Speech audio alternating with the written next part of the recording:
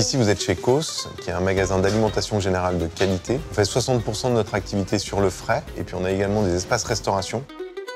En fait, je me suis posé pas mal de questions pour l'histoire de consommation d'énergie, puisqu'en fait, on a une facture qui est pas loin de 2 000 €, et de risque de panne. Parce qu'aujourd'hui, quand notre installation tombe en panne, la totalité des vitrines tombe en carafe.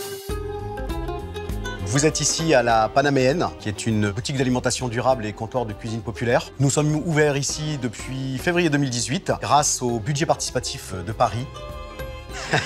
Bonjour. Bonjour Alexis, bienvenue. Ravi de te rencontrer. Donc ouais, alors moi ça m'intéressait de te rencontrer pour comprendre en fait ce que tu avais comme équipement froid et qu'est-ce qui avait guidé tes choix. Allez, on va en cuisine, tu me suis? Donc ici tu as le meuble sur mesure, Ouais. qui comprend à la fois le frigo en température positive, et puis effectivement voilà, notre seul Bloc de froid négatif, qui sert à l'ensemble de la production de la cuisine. Ensuite, sur le frais classique, nous avons différents frigos où nous avons segmenté les types de produits. Les frigos que tu as là, est-ce qu'ils existent avec également des moteurs en bas ou pas du tout? Oui, tout à fait. Par exemple, si on prend un groupe logé comme celui-ci, nous avons une motorisation qui est au sol. Avantage, c'est qu'elle capte l'air frais. Donc, elle va être optimisée au niveau de son flux d'air, de son fonctionnement. Par contre, la chaleur qu'elle va dégager va monter.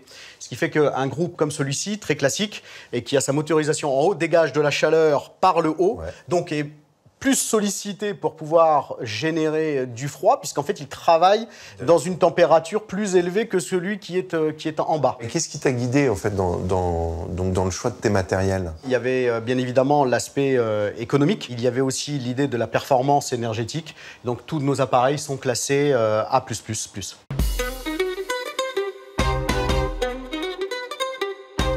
Il y a aussi un sujet qui est l'entretien et notamment le nettoyage des filtres, parce que si tu les nettoies pas fréquemment, et ben en fait, tu as des montées de température. Et effectivement, comme on dégage de la chaleur, on capte énormément de poussière.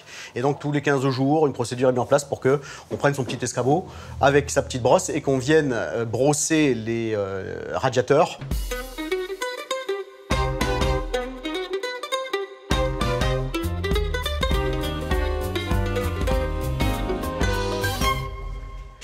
Donc, ce gros bloc, qui ressemble à un frigo, en fait, est une cellule de refroidissement. Donc le principe de la cellule de refroidissement rapide, c'est atteindre en fait au cœur du produit moins de 10 degrés en moins de 2 heures. D'accord. Et qui permet ensuite de conserver les produits préparés dans les meilleures conditions d'hygiène qui soient.